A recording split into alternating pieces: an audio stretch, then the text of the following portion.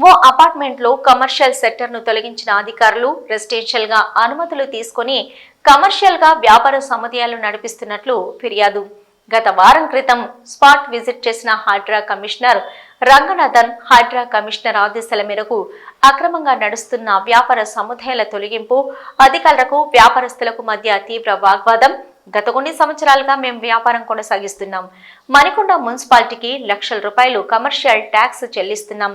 Residential నుంచి commercial గా convention అయింది. ఇక ఓ బడా వ్యక్తి ఒత్తిడి మేరకు కూల్చివేతలు చేశారంటూ దుమ్మెత్తి పోస్తున్న వ్యాపారులు మా వద్ద డబ్బులు డిమాండ్ చేశాడు. డబ్బులు ఇవ్వకపోతే అతని పలుకుబడి ఉపయోగించి అధికారులను ఒత్తిడి చేశాడు. తెల్లవారుజామున ఎలాంటి నోటీసులు ఇవ్వకుండా కూల్చివేతలు జరిపారు.